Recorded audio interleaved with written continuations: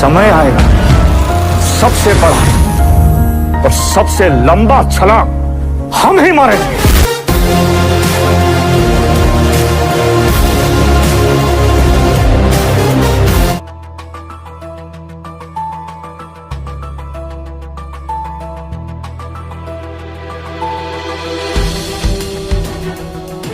So hello and welcome guys. So finally ये आपकी last unit है आइडिया टू बिजनेस मॉडल की, और इसका नाम हम कम्युनिकेशन रख सकते हैं। तो चलिए शुरू करते हैं बिना देरी के, मगर उससे पहले अगर लाइक नहीं किया तो लाइक कर दीजिए, ठीक है। चलिए, तो पहला टॉपिक है बिजनेस कम्युनिकेशन। अब देखो, आपके कोर्स में, आपके सिलेबस में कम्युनिकेशन दिया हुआ है, मगर अब आप आइडिया टू बिजनेस मॉडल पढ़ रहे हो, मतलब जाहिर सी बात है आपको उस कम्युनिकेशन के बारे में बात करनी है जो कि आप बिजनेस ऑर्गेनाइजेशंस में यूज करते हो, ठीक है।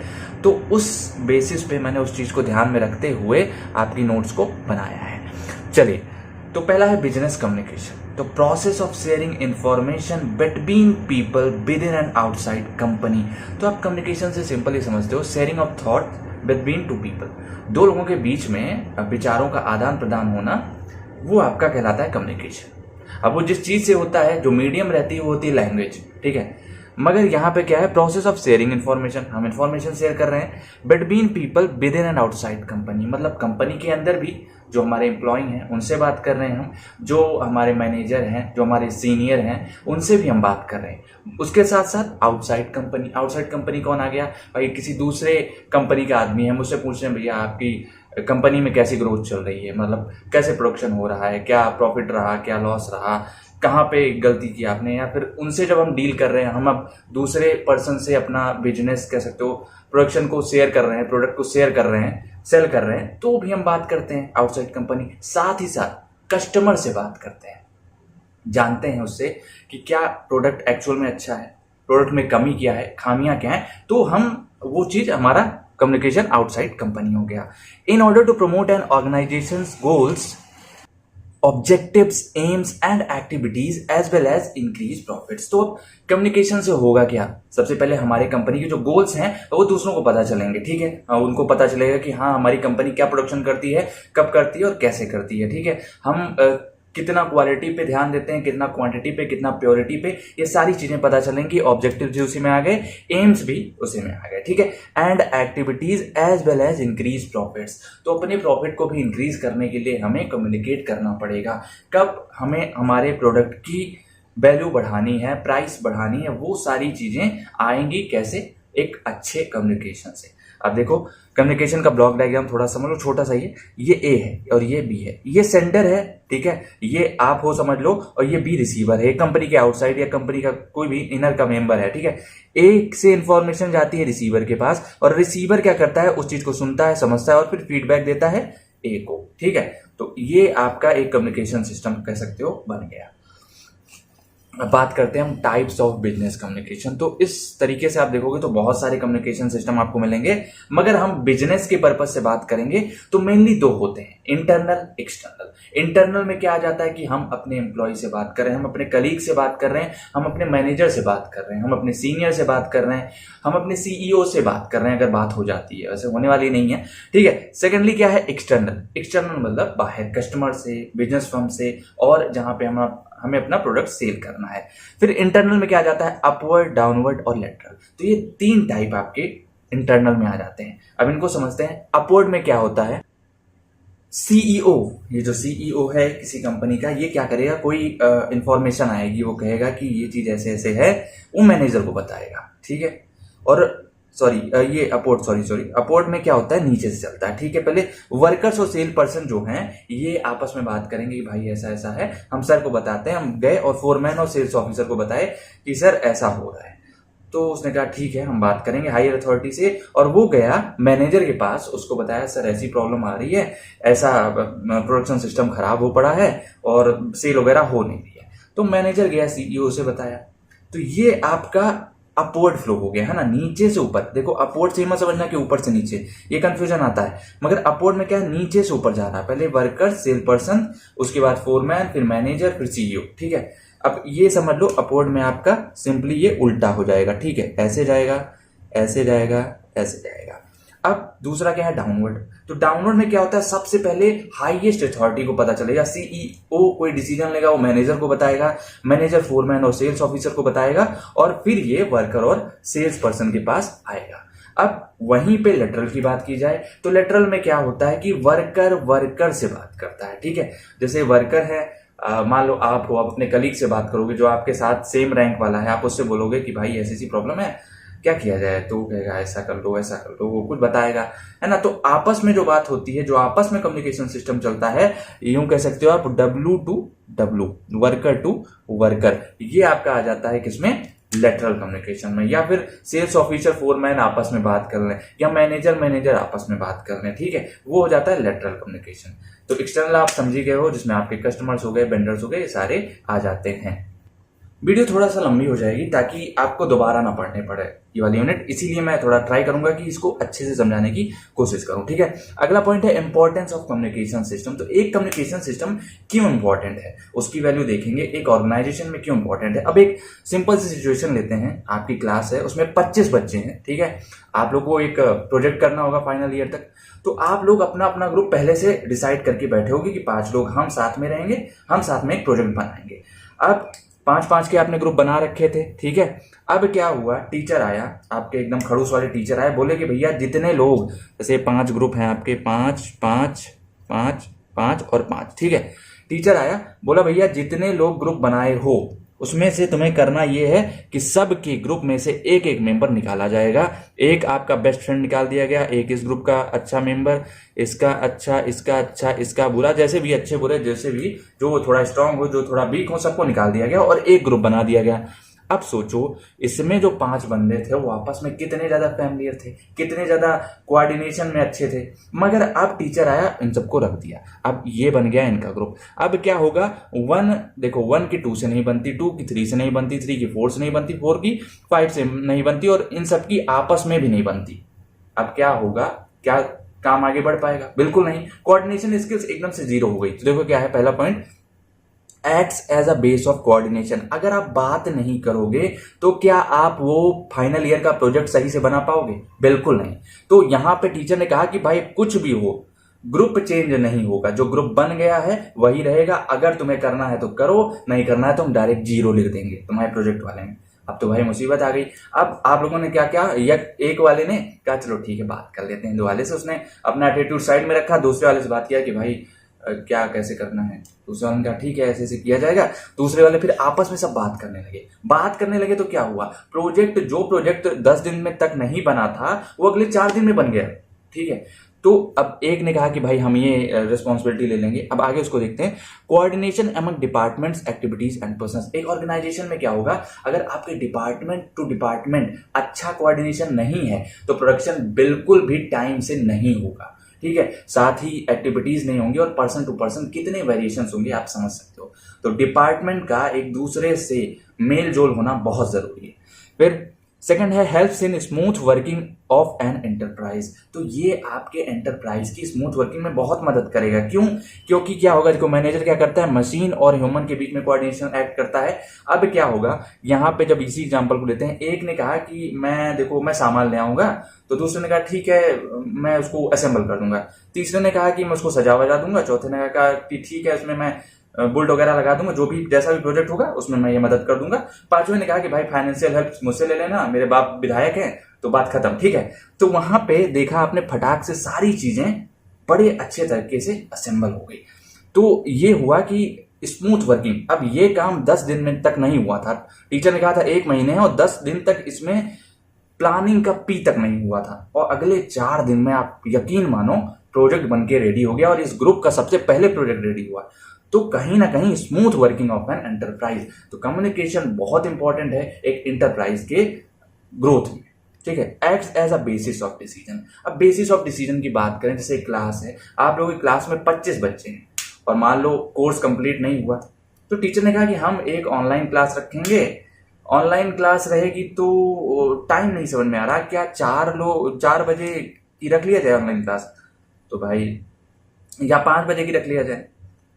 तो भाई बात ऐसी आई कि कुछ बच्चे बोले सर हम 5 बजे जिम जाते हैं, तो बोले ठीक है। अब बोले फिर 4 बजे वाले बोले कि सर हमको भी प्रॉब्लम है, कुछ 4 में प्रॉब्लम बोले, कुछ 5 में बोले। सर ने कहा कि ठीक है, जिन जिनको 4 बजे वाली क्लास चाहिए हाथ खड़ा करो। भाई 20 बच्चों ने हाथ खड़ा कर दिया। बोले जिन लोग को 5 बजे वाली क्लास चाहिए वो लोग हाथ खड़ा करो, तो सिर्फ 5 बच्चों ने हाथ खड़ा किया। अब तुम सोचो, डिसीजन मेकिंग आसान हो गया है ना, कि जब 20 लोग कह रहे हैं 4 बजे होनी है तो 4 बजे की जाए। तो decision making acts as a basis of decision. तो कम्युनिकेशन डिसीजन का भी बेस बनता है। अब देखो, हाथ उठाना भी एक गेस्चर आता है जो कि एक कम्युनिकेशन का पार्ट होता है, ठीक है। इंक्रीजेस मैनेजरियल इफिशियंसी, जो कि आपके मैनेजरियल इफिशियंसी में PRSDFI मतलब प्लानिंग, रूटिंग, शेड्यूलिंग, डिस्पैचिंग और फॉलोअप और इंस्पेक्शन, ये सारे स्टेप्स को अच्छे से एफिशिएंट बना देता है, ठीक है। ये सारे स्टेप आपके जल्दी जल्दी होने लगेंगे। अगला क्या है, promotes cooperation and industrial peace. तो कोऑपरेशन और इंडस्ट्रियल पीस से बहुत बड़ा एक मैं एग्जांपल देता हूं आपको। जैसे आप देखोगे आपके हर कॉलेज में 3 लोग का ग्रुप रहता है, ठीक है। एक रहेगा दूसरा ये बंदा, ये पहला। अब क्या हुआ, इन दोनों में दोस्ती थी, बहुत तगड़ी वाली दोस्ती थी। अचानक से एक दिन ऐसा आता है कि एक दो से थोड़ा सा कुछ हल्की फुल्की नोकझोंक हो जाती है, झगड़ा हो जाता है। अब क्या होता है, ये दोनों बात करना बंद कर देते हैं। एक 2 से बात नहीं करता, एक सिर्फ 3 से बात करता है और 2 भी 3 से बात करता है। ये दोनों आपस में बात नहीं करते। अब 3, ये एक गया 3 से बोला यार वो बंदा बहुत एरोगेंट है, उसमें एटीट्यूड है यार, वो ऐसा कैसे कर सकता है मेरे साथ। 3 ने सुना, कहा हाँ यार ऐसा तो नहीं करना चाहिए। 3 गया फट से 2 के पास और उससे कहा कि भाई यार वो ऐसे ऐसे बोल रहा था तुझे ना, मतलब पब्लिक में ऐसे बोल रहा था, 4-5 लोग के सामने ऐसे बोल रहा था कि तुम बदतमीज हो, तुम पागल हो, तुम ऐसे हो वैसे हो। अब क्या हुआ, दो बोले कैसे यार वो कौन सा दूध का दूल्हा है, उसको तुम नहीं देखे हो। तो ये सारी चीजें यहाँ पे होंगी। अब अगर ये दोनों आपस में बात कर लेते, अब और थोड़ा दूरियां और बढ़ जाएंगी, है ना, कि अब उसने मेरे बारे में ये बोला, उसने मेरे बारे में ये बोला, तो कहीं ना कहीं देखो दूरियां बढ़ती जाएंगी। तो दूरियों को अगर कम करना है तो सिंपल सा एक काम करना चाहिए। एक फोन उठाता है, अपना नंबर डालता है 9898 और उससे बात करता है, भैया क्या प्रॉब्लम है यार, तुमने हमारी ऐसी बात क्यों की यार, तुम भूल गए दोस्ती, मतलब कब इतनी छोटी सी बात को लेकर तुम पब्लिक में फैलाए पड़े हो। उसने कहा नहीं यार, मैंने सिर्फ उससे कहा था यार, पब्लिक में मैंने कुछ ऐसा कहा ही नहीं। तो सारी बातें खत्म हो गई।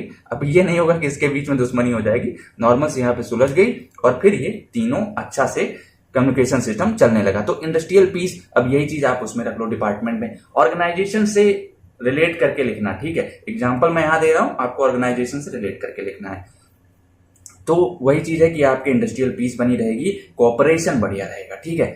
Boost moral and provides motivation. तो सिंपल सा यही है कि अगर आप जैसे कोई भी डिमोटिवेटेड है आपके क्लास में, आपके ग्रुप में, सैड फील कर रहा, तो उससे बात करो, उससे प्रॉब्लम पूछो और उसको सॉल्यूशन दो।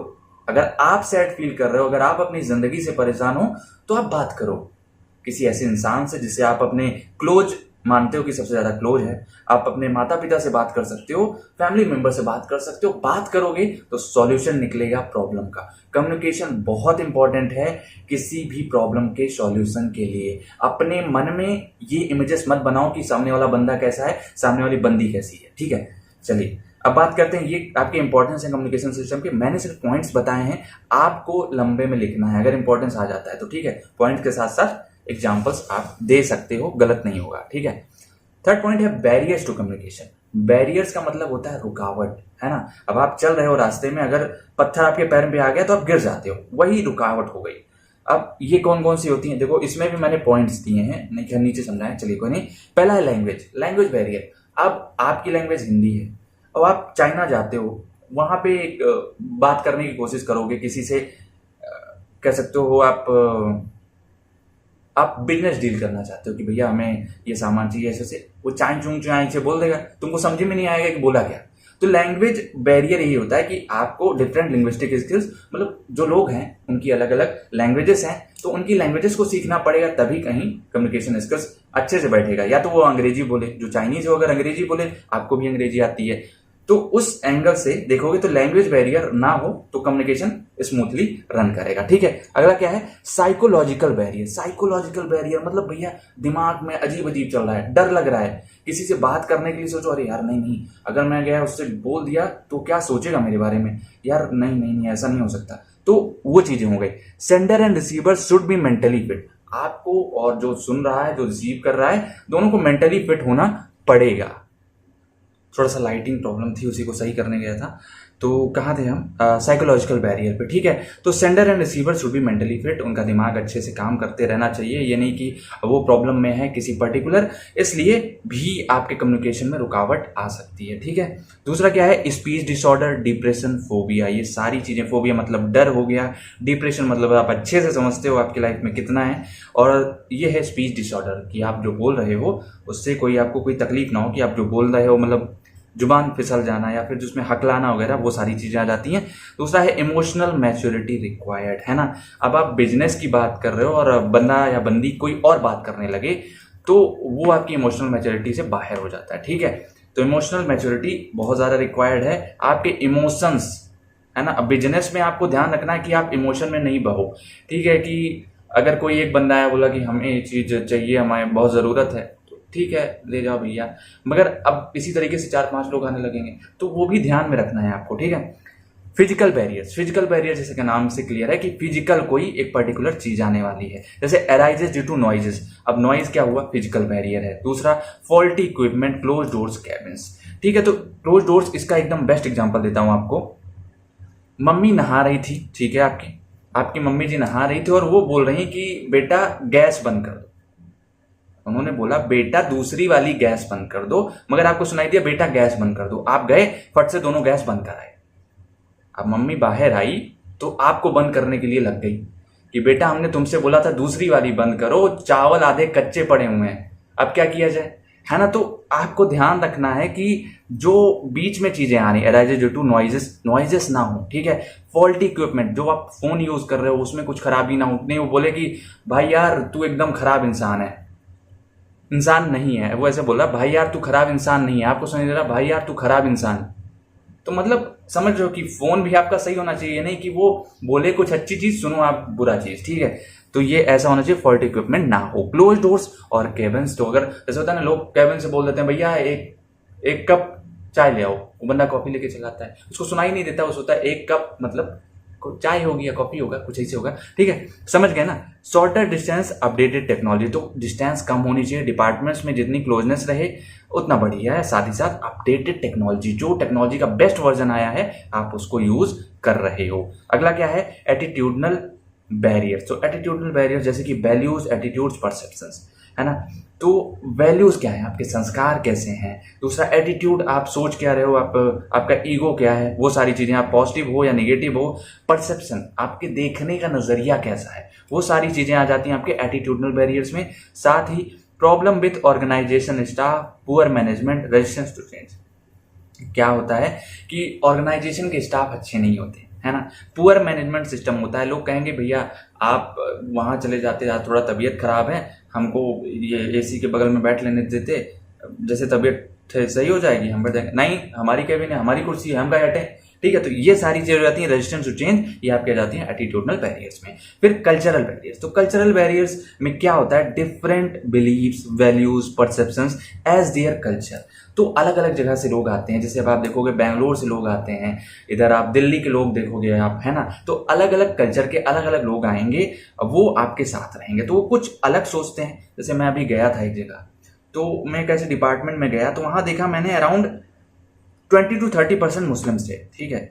मगर वहां पे उस डिपार्टमेंट में एक मंदिर लगा हुआ था बड़ा सा गणेश जी का, उसी पे पूजा हो रही थी। मतलब यहाँ पे आप देखोगे कि अगर कल्चर एक का है तो बात चलती है, ठीक है, सब हिंदू हैं तो बढ़िया है, नहीं तो वहां पे एक कल्चर होना चाहिए, मुस्लिम्स के लिए भी कोई एक पर्टिकुलर चीज होनी चाहिए। मे भी रही हो, मैंने नोटिस ना की हो, तो उसमें भी मेरी मिस्टेक हो सकती है। तो मैंने एक डिपार्टमेंट में ऐसा देखा था, ठीक है। तो डिफरेंट बिलीव्स, वैल्यूज, परसेप्शन, ये सारी चीजें हो गई। और उसके बाद वैल्यूज, अब वैल्यूज में आ गया ड्रेसिंग। तो ड्रेसिंग सेंस भाई, अब कोई धोती पहनता है, कोई कोट पैंट पहनता है। दूसरा क्या है? रिलीजन, कोई हिंदू है, कोई मुसलमान है, तो इसी चीज अलग अलग चीजें होती है। ड्रिंक, तो कुछ ड्रिंक में समझ लो कुछ लोग अच्छी अच्छी ड्रिंक करते हैं, कुछ लोग सोमरस पीते हैं। अगला क्या है?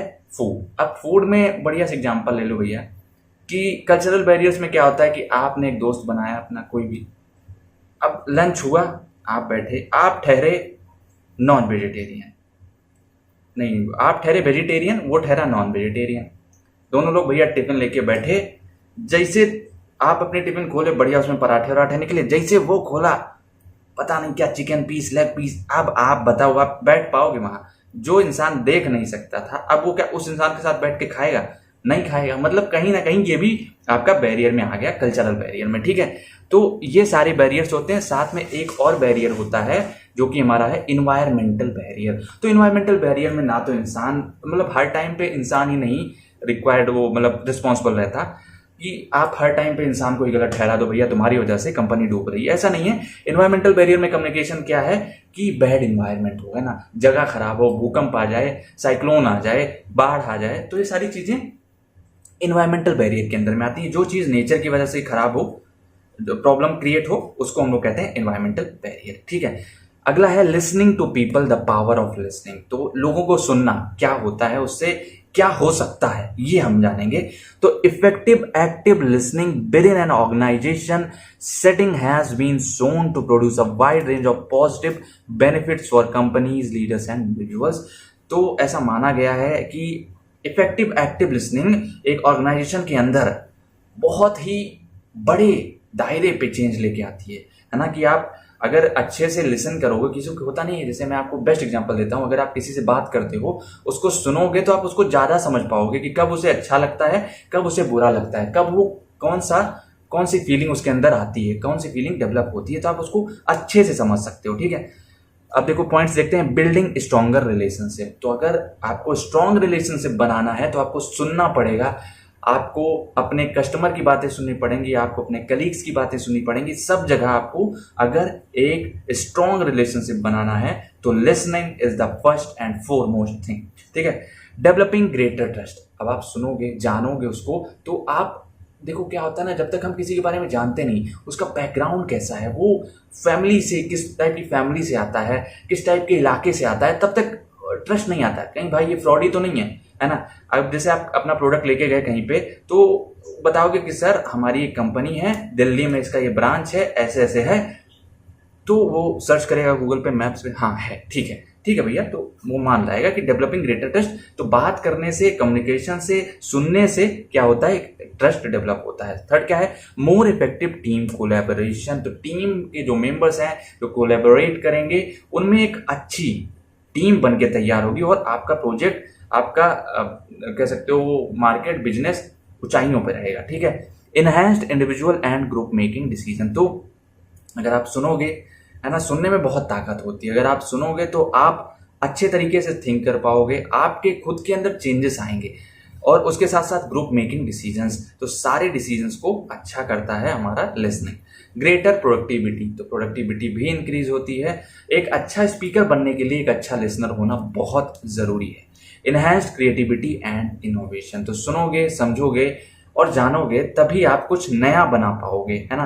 क्रिएटिविटी तभी आएगी जब आप किसी चीज को सुनोगे, देखोगे, समझोगे, जानोगे और इनोवेशन कर पाओगे फिर आप, ठीक है। I hope so. इनोवेशन का मतलब नई नई चीजें को खोज करना। चलिए अब बात करते हैं हम नेक्स्ट टॉपिक की, जो कि है द पावर ऑफ टॉकिंग।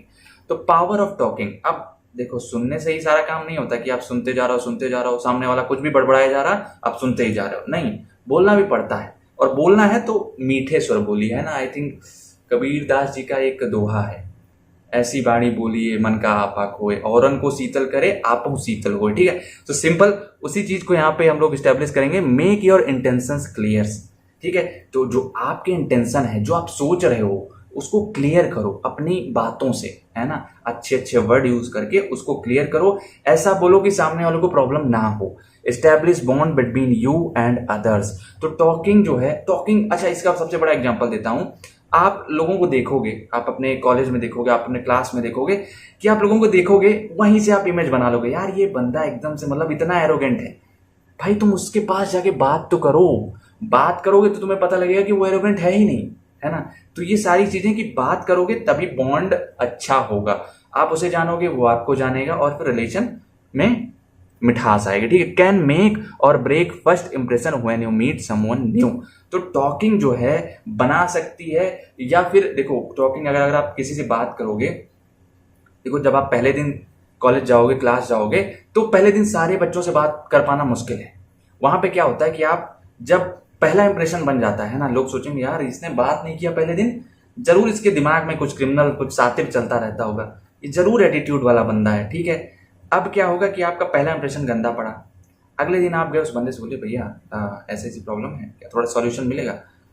तो उसने कहा हाँ बिल्कुल मिलेगा। अब वो बंदा आया, वो बोला भाई पानी पी लूँ? कहा पी लो बिल्कुल भाई, आप ही की बोतल है, आप अपनी समझो। ठीक है, तो वहां पे आप देखोगे कि जो पहला इंप्रेशन था, अब वो सोचेगा यार मैं सोच रहा था ये बंदा एटीट्यूड वाला है, मगर नहीं नहीं, ये एटीट्यूड वाला नहीं है, इसने अपनी बोतल दी यार मुझे पानी पीने के लिए। तो सही समझ सकते हो ना, आपकी पहला इंप्रेशन जो आपका गंदा था उसको तोड़ भी सकता है, अगर आपका अच्छा नहीं है तो उसे अच्छा बना भी सकता है। ठीक है, उसके बाद क्या है, वर्ड्स यू चूज। ठीक है, words you choose and how you choose to use them can make you seem smart, foolish, bold and shy. तो आप जैसे वर्ड्स को सेलेक्ट कर रहे हो वो आपको बना सकता है। ठीक है, how you choose to use them can make you seem smart, foolish, bold and shy. ठीक है, तो ये आपका ये कह रहा है कि आप जैसे जैसे वर्ड्स यूज करोगे, अगर आप अच्छे वर्ड्स बोलोगे, पोलाइटली बोलोगे, तो वो दूसरों की नजरों में आपको स्मार्ट बना सकता है। अगर आप फालतू की बात करोगे तो आपको पागल बना सकता है, फुलिश, ठीक है, बेवकूफ समझेंगे लोग आपको। आप अगर अच्छी बातें करोगे और कॉन्फिडेंस के साथ तो लोग समझेंगे बोल्ड हो। अगर आप शर्मा के बात करोगे समझेंगे साय है। तो ये बोल्ड साय वाली अलग चीजें हैं, मगर स्मार्ट और फुलिश ये दोनों इंपॉर्टेंट चीजें हैं। ठीक है, बोल्ड और साय तो ठीक है, इट्स ओके, ट्रेड्स में आ जाता है कि आप बोलते हो या साइनेस है आपके अंदर, इट्स ओके। ठीक है, अगला क्या है, पर्सनल सेलिंग। ये आपका इंपॉर्टेंट टॉपिक हो सकता है। पर्सनल सेलिंग में क्या होता है, देखो सिंपली सेलर और बायर आमने सामने बैठ के एक दूसरे से बात करते हैं, face to face interaction between buyer and seller for purpose of sale. तो बायर और सेलर आपस में बैठेंगे आमने सामने और बात करेंगे कि कैसे ये सेलर बताएगा कि ये हमारा प्रोडक्ट है, और बायर उसे देखेगा, कहेगा अच्छा इसमें क्या ये भी फीचर है, जैसे आप फोन लेने जाते हो तो ये बताएगा सर इसका प्रोसेसर बहुत बढ़िया है। अब आप बोलोगे कि भैया हमको थोड़ा फोटो वोटो खींचना रहता है, हम फोटो प्रेमी इंसान हैं, तो हमको आप ये बताओ कि इसका कैमरा कैसा है। अब उसे लगेगा सर इसका कैमरा भी बढ़िया है, 64 मेगापिक्सल है, और हम इसमें नए भी कैमरे लगा देंगे बाद में। तो अब बायर की नीड भी ठीक हुई, बोला हाँ भैया बढ़िया है। तो अब यहाँ पे क्या हुआ, not only fulfilment of seller needs but also customer satisfaction. मतलब अब यही कि सेलर बोले कि नहीं सर इसका प्रोसेसर अच्छा है, और ये झूठ मूठ बोल दिया कि हाँ सर इसमें 64 मेगापिक्सल कैमरा है, बल्कि उसमें 15-16 मेगापिक्सल भी कैमरा ना हो। तो ये ऐसा नहीं कि सेलर बेच पा रहा है तो वही हो गई पर्सनल सेलिंग, नहीं। सेलर के साथ साथ कस्टमर बायर आपका सेटिस्फाई है कि नहीं, आप जो चीज बेच रहे हो उससे, तो तब जाके वो पर्सनल सेलिंग बनती है। Not only fulfilment of seller needs but also customer satisfaction. तो कस्टमर का सेटिस्फाई होना भी बहुत जरूरी है। अब अगले टॉपिक की बात करते हैं, मतलब उसी का ही पार्ट है, फीचर्स ऑफ पर्सनल सेलिंग। तो ये कुछ आपके फीचर्स हैं, इनको आपको एक्सप्लेन करना है एग्जाम में। ठीक है, मैं थोड़ा सा यहाँ कर दूंगा बट आप समझदार हो, ये कर ले जाओगे। ठीक है, पहला क्या है, पर्सनल इंटरेक्शन। तो पर्सनल इंटरेक्शन आप देख रहे हो, आमने सामने बैठे हो, आप आपस में बात कर रहे हो, आप उसे बता रहे हो कि सर इसमें ये फीचर है और ऐसा ऐसा होता है, तो कहीं ना कहीं वो ज्यादा इंटरेस्ट लेगा, है ना। आप फोन पे बताओगे कोई चीज, इससे बढ़िया होगा आप उसको 1-to-1 आमने सामने बैठ के समझाओ, सर ये फोन है, ये कंपनी है, ब्रांड है, वो बड़े ध्यान से सुनेगा, है ना। दूसरा क्या है, बेटर रेस्पॉन्स। आप देखोगे कि आपका जो कस्टमर है वो भी आपको ध्यान से सुन रहा है, और जो पूछ रहा है आप उसे अच्छे से बता पा रहे हो, और अंडरस्टैंडिंग का लेवल बहुत ही ज्यादा स्ट्रॉन्ग है। थर्ड है रिलेशनशिप। अब आमने सामने बैठोगे, रिलेशनशिप बहुत ज्यादा मजबूत होगा, क्योंकि आप ये सोचो कि आप कोई पार्शियलिटी कर ही नहीं रहे हो, डायरेक्ट आपके वो जो दीवार है बीच में, जो बैरियर है वो खत्म है। तो रिलेशनशिप बहुत ज्यादा स्ट्रांग होगा। रिलेशनशिप का एक बढ़िया ये चीज आप रखो कि जैसे आप कहीं जाते हो, ठीक है, शॉप की बात करते हैं, जैसे आपके घर में मम्मी लोग होंगी, तो उनका क्या है, जहां से लोग सोना खरीदती होंगी वो एक दुकान फिक्स होगी। क्यों? क्योंकि वो बॉन्डिंग, ये बेटर रिस्पॉन्स हो गया, ये पर्सनल इंटरेक्शन, इन सब चीजों से उन्होंने बताया है कि ये इंसान जो सोना की प्योरिटी है वो सही देता है ना। तो उसी तरीके से रिलेशनशिप हो गया आपका बेटर कन्विंसिंग में आ गया कि आप अपने कस्टमर को बेटर तरीके से कन्विंस कर पा रहे हो कि सर इसमें टेक्नोलॉजी है और इसका ये फायदा है, आने वाले टाइम में आप इसमें 5G चला पाओगे, आने वाले टाइम में आप अल्ट्रा मैक्रो इमेजेस क्लिक कर पाओगे, आपको माइक्रोस्कोप की जरूरत नहीं पड़ेगी, आप अपनी सेल देख पाओगे, हर एक चीज। ठीक है, अगला क्या है, टू वे कम्युनिकेशन। तो टू वे कम्युनिकेशन है, आमने सामने की बातें हो रही हैं। ठीक है, अगले टॉपिक पे चलते हैं। आई होप सो ये आपको क्लियर हो, नहीं क्लियर तो एक बार पढ़ लेना, ठीक है, इसके बारे में। बाकी पर्सनल सेलिंग के फीचर्स हैं। ठीक है, चलिए अब आगे चलते हैं, रिस्क टेकिंग एंड रेजिलियंस। तो रिस्क टेकिंग एंड रेजिलियंस बहुत इंपॉर्टेंट टॉपिक है आपका, हो सकता है क्वेश्चन पूछा जाए। Think of risk taking as a balancing act. Move towards a goal but well aware that you may fail. तो रिस्क टेकिंग में ऐसा है कि आपको एक बैलेंसिंग एक्ट बना के चलना है ना। आपको पता है कि अगर आप यहाँ पे कूदोगे तो आपकी जान जाएगी, है ना। अगर आप इन्वेस्टमेंट, अगर आप बिजनेस शुरू करोगे तो अगर डूब गया तो सोच सकते हो, आप फील कर सकते हो क्या दर्द होगा। अगर आप 2 लाख रुपए लगा रहे हो एज अ स्टूडेंट और अगर वो डूब गया तो कितना दुख होगा आपको। ये सारी चीजें आप समझ रहे हो। मगर क्या करना है आपको, देखो अब आपको ये पता चल गया है, आपको बैलेंस करके रखना है कि भाई अगर 2 लाख डूब गया तो मेरे पास 1 लाख यहां से आ जाएगा, यहां से पर्टिकुलर चीज से हम निकाल लेंगे। अब सिंपल से एग्जांपल देता हूं, आप डेली निकलते हो रोड पे एरोप्लेन से जाते हो, भाई रोड पे जाओगे, गाड़ी चलाते हुए जाओगे, एक्सीडेंट नहीं होगा। बोलो एक्सीडेंट की चांसेस नहीं है, बिल्कुल चांसेस है, मगर उसको आप कम कर सकते हो कैसे। हेलमेट ले लो, अगर कार चला रहे हो तो सीट बेल्ट लगा लो। तो सारी चीजें आप मिनिमाइज करके, मतलब उसी तरीके से आपको क्या करना है, रिस्क उठाना है, मगर साथ में आपको एक बैकअप प्लान लेके चलना है, ठीक है। जैसे इन्वेस्टमेंट वाला एग्जांपल मैंने आपको दे दिया है कि आपको अपना पैसा कहीं और से निकाल लेना है जो डूब जाए, अगर डूब जाता है, नहीं तो आपका जो है बढ़िया चलेगा ही। तो अगला है risk takers are not gamblers. पहली चीज ये है कि अब रिस्क टेकर का मतलब ये नहीं सट्टा लगाना। आप क्रिकेट बैटिंग कर रहे हो और एक एंटरप्रेन्योर अगर बिजनेस खड़ा कर रहा है तो दोनों में जमीन आसमान का अंतर है, समझे। अगर आप क्रिकेट पे सट्टा लगा रहे हो और कोई बिजनेस खड़ा कर रहा है तो ये मत सोचो भाई जो वो कर रहा है वो भी मैं ही कर रहा हूं, नहीं, बिल्कुल नहीं। वो गैम्बलर नहीं है। क्यों? क्योंकि लक एंड चांस पे नहीं है। आपकी गैम्बलिंग लक एंड चांस पे है, मगर वो प्रॉपर प्लानिंग के साथ चलेगा। ऐसे नहीं कि हाँ भैया बिजनेस में पैसे डाल दिए, इन्वेस्ट कर दिए बस। अगर शेयर मार्केट से आप अगर शेयर खरीद रहे हो तो आपको प्रॉपर स्टडी करके रखना है कि भाई ये वाला शेयर पिछले 5 साल में कितना रिटर्न दिया है, अगले 10 साल में कितना रिटर्न देगा। आप प्लानिंग करके चलो कि भाई इतना हम इस शेयर में इन्वेस्ट करेंगे, इतना हम इस शेयर में इन्वेस्ट करेंगे, ठीक है। तो सारी चीजें कहीं अच्छे तरीके से रन करेंगी। तो गैम्बलर नहीं होते हैं, लक और चांस पे नहीं वेस्ट होता है। दूसरा, face uncertainty with courage and planning. तो ये प्रॉब्लम को प्लानिंग के बाद फेस करते हैं, ठीक है। प्लान करके चलते हैं और समझ सकते हो, मतलब ये इमोशनल मैच्योर होते हैं, है ना, मेंटली स्ट्रांग होते हैं कि भाई डूब गया कोई बात नहीं, अगली बार फिर से बना लेंगे, जिंदगी रही तो फिर से बना लेंगे यार, बहुत बड़ा साम्राज्य खड़ा कर सकते हैं, ठीक है। ये हो गया आपका सेकंड पॉइंट। थर्ड क्या है, लीव देयर कंफर्ट जोन। तो जब तक आप अपना कंफर्ट जोन नहीं लीव करोगे तब तक कुछ होने वाला नहीं है। अब देखो, अभी तक आपने पढ़ाई वढ़ाई नहीं की, अब लास्ट दिन है आईबीएम के एग्जाम का, तो आप लोग लगे हो यूट्यूब पे ढूंढने में, लगे हो लेक्चर मांगने में। तो वही चीज हो गया क्या, कंफर्ट जोन। अगर ये कंफर्ट जोन पहले छोड़ दिए होते, नोट्स वगैरह बना के रखे होते, तो आपको जरूरत ही ना पड़ती, आप बढ़िया चिल मार के अभी सो रहे होते या एक आध मूवी देख करके कल एग्जाम दे आते। तो वही चीज है कि आपको अपना कंफर्ट जोन छोड़ना पड़ेगा। अगर नहीं छोड़ोगे तो समय आपसे छुड़वा देगा, ठीक है। Weighing the pros and cons to make a choice. तो आपको सारे निगेटिव पॉइंट्स देखने हैं कि भाई क्या क्या नुकसान हो सकता है, क्या क्या फायदा हो सकता है, तभी आपको रिस्क लेना है।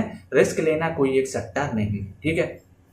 अब जानते हैं रेजिलियंस क्या होता है। तो रेजिलियंस क्या होता है, the process and outcome of successfully adopting to difficult और challenging life experiences, specially through mental, emotional and behavioural flexibility and adjustment to external and internal demands. तो इसमें क्या होता है कि अगर आप फेल हो गए तो आप कैसे अपने आप को संभालोगे, ये चीज इसके अंदर आती है।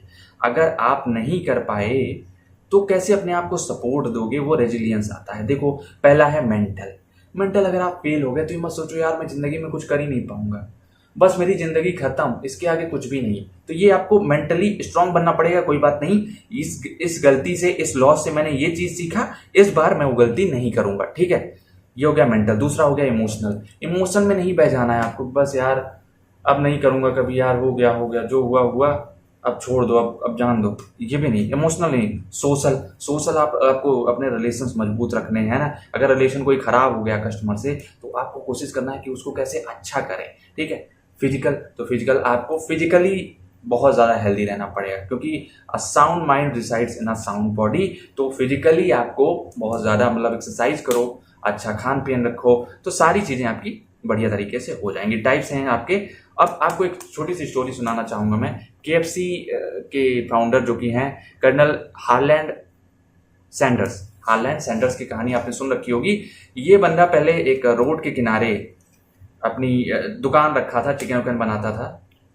मगर क्या हुआ कि अब वो जब हाईवे वहां से शिफ्ट होने लगा, वो पर्टिकुलर रोड वगैरह बंद हुई, बोला गया कि अब दूसरी साइड से चालू होगी, और यहाँ पे बंद हो जाएगा। अब उसकी दुकान एकदम से ठप, एज निकल गई, 70-80 साल का हो गया।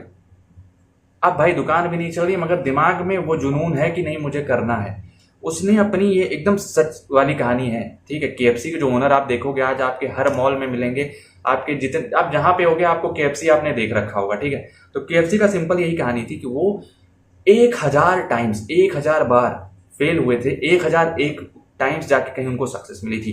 क्या करते थे, अपना चिकन बनाते थे, लेके जाते थे रेस्टोरेंट वालों को, टेस्ट करवाते थे, भाई सर आप टेस्ट करिए और बताइए, अगर अच्छा हो तो आप इसको अपने रेस्टोरेंट में लगवा दीजिएगा और जो इनकम आएगी उसका 10% 20% हमें दे दीजिएगा। लोग इतना रिजेक्ट किए कि बंदा समझ लो अगर कोई और होता तो टूट के वो बैठ जाता कि भाई मेरे अंदर कोई कमी है, 1000 बार मैं फेल थोड़ी ना हो सकता हूं। मगर वो करता गया। तो स्टोरी ऑफ केएफसी बहुत ही ज्यादा इंस्पिरेशन है और आज आप देखोगे केएफसी आपको हर जगह मिलेगा। अगर चिकन सुनाई देता होगा तो पहले केएफसी, ठीक है। चलिए अब बात करते हैं हम नेगोशिएशन की, जो कि आपका लास्ट टॉपिक है। नेगोशिएशन सिंपल सा मैं आपको बताता हूं क्या होता है। आप कोई सामान खरीदने जाते हो, आप एक पेन खरीदने जाओगे, वो कहेगा 500 रुपए की है।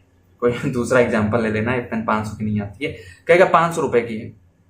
आप बोलोगे 450 में लगा दो, 2 ले लेंगे। बोलेगा ना नहीं लग पाएगा। बोलोगे ठीक नहीं दो, हमें लेना ही नहीं, हम कहीं और से लेंगे। आप देखोगे सब्जियों वालों के पास जाते हो आप, है ना, फ्री में धनिया डलवा लेते हो, मिर्चा डलवा लेते हो, नेगोशिएशन करते हैं तो भैया कम कर दो यार, 5 रुपए कम कर दो, 2 किलो ले लेंगे। वो भी मान जाता है। मगर मेरी एक छोटी सी रिक्वेस्ट है, सब्जी वालों के पास प्लीज आप नेगोशिएशन मत करिए, क्योंकि जब आप मॉल जैसे बड़ी बड़ी जगहों पे नेगोशिएट नहीं कर पाते हैं तो वो छोटे छोटे लोगों को परेशान करने की कोई जरूरत नहीं है, ठीक है। नेगोशिएशन करना है तो कहीं बड़ी जगह पे जो स्टैब्लिश है वहां पे करिए, वहां पे होता नहीं है, ठीक है। तो it is a process where 2 or more parties with different needs and goals discuss an issue to find a mutually acceptable solution, ठीक है। तो एक ऐसी प्राइस, जैसे कि अब मैंने कहा कि मुझे 450 में चाहिए, वो कह रहा 500 में देंगे। थोड़ी देर के बाद उसने कहा कि चलो ठीक है, ना तुम्हारा ना हमारा, 475 में। तुमने कहा चलो ठीक है यार, मतलब 25 रुपए कम किया, चलो। तो 475 में हमने इसको उठा लिया। तो ये होता है नेगोशिएशन कि 2 पार्टी जब आपस में एक प्राइस पॉइंट पे लड़ती है कि मुझे इस प्राइस पे ये सामान दे दो, और दोनों फिर उस पर खुश रहते हैं कि हाँ ठीक है यार, हमारा भी नुकसान नहीं है, इसका भी कुछ ज्यादा फायदा नहीं है, तो हो जाता है नेगोशिएशन। फिर क्या है, good negotiation contribute significantly to business success as they help you build better relationship. तो पहली चीज क्या है, बिल्ड बेटर रिलेशनशिप का मतलब क्या है कि भाई आप गए, पहले दिन आप देखोगे उसने नेगोशिएट कर दिया तो आप कहोगे यार अगली बार भी इसी दुकान से लेंगे, है ना, क्योंकि सामान भी अच्छा था और नेगोशिएशन भी कर गया, मतलब मान गया था यार बंदा। जैसे उधार लेने वाली बात हो गई तो आप उधार भी दे सकते हो, तो अगली बार बंदा आप ही की दुकान पे आएगा कि भाई बंदा अच्छा है, यहीं से खरीदा जाएगा। डिलीवर लास्टिंग क्वालिटी सॉल्यूशन, तो लॉन्ग लास्टिंग सॉल्यूशन प्रोवाइड करता है, क्योंकि प्राइसिंग पॉइंट आप देखोगे जहां पे लोग कम में, है ना, एडजस्ट कर ले जाते हैं, वहां पे ज्यादा सेल होगी। फिर क्या है, rather than poor short term solution that do not satisfy the needs of either party. तो शॉर्ट टर्म आपको नहीं देखना है, आपको लॉन्ग टर्म के लिए सोचना है कि कैसे नेगोशिएशन हमारा हो कि हम लॉन्ग टर्म तक बिजनेस को अपने बनाए रखें इस इंसान के साथ, इस फर्म के साथ। Helps you avoid future problems and conflicts, तो आपकी फ्यूचर प्रॉब्लम्स और कॉन्फ्लिक्ट्स को भी कम करता है। फ्यूचर में जो आपको प्रॉब्लम होगी इस नेगोशिएशन को ना करने से, उसको भी ये कहीं ना कहीं कम करता है। तो बस इस पर्टिकुलर चीज के साथ आपका ये यूनिट 5 भी खत्म होता है। देखो मैंने आपको सारे पॉइंट बता दिए हैं और मैं इतनी गारंटी लेता हूं कि अगर इतना पढ़ के जाते हो ना तो पास होके पक्का होगे, ठीक है। और साथ ही साथ देखो मैंने पूरा कवर किया है, मुझे नहीं लगता कोई ऐसा क्वेश्चन आने वाला है आपके पेपर में जो आपको ना आता हो, ठीक है। ऐसा कोई क्वेश्चन हो नहीं सकता जो आपको ना आता हो। बस थोड़ा सा दिमाग लगाना, और तुम एक एंटरप्रेन्योर हो, तुम्हें सब कुछ आता है, ठीक है। अगर तुम एक इंजीनियर हो तो तुम एक एंटरप्रेन्योर हो, तुम एक सब कुछ हो, बिजनेसमैन हो, जो कहो वो, ठीक है। तो बस इतना ही है इस यूनिट में, अच्छे से पढ़ के जाओ और आने के बाद पेपर एग्जाम देने के बाद प्लीज थोड़ा सा कमेंट लिख दिया करो आके कि हाँ बढ़िया हुआ, खराब हुआ, कैसा हुआ, ताकि मैं और इम्प्रूवमेंट के साथ वीडियो को ला सकूं, ठीक है। तो वीडियो पसंद आई तो लाइक करना है, शेयर करना बिल्कुल मत भूलना, और सब्सक्राइब करना, क्योंकि वीडियो लेट में आ रही है तो आपको शेयर करना पड़ेगा, ठीक है। चैनल सब्सक्राइब नहीं किया तो सब्सक्राइब करो जल्दी, और इंस्टाग्राम पे फॉलो कर लो @smart engineer बाबू। टेलीग्राम पे मैंने इसकी 4 यूनिट्स की नोट प्रोवाइड कर दी है, अभी 5वीं वाली प्रोवाइड कर दूंगा। चलिए बाय बाय, टेक केयर, पढ़ते लिखते रहिए और बढ़िया से एग्जाम देके आइएगा। मिलते हैं आपसे जल्द ही किसी और यूनिट की वीडियो में।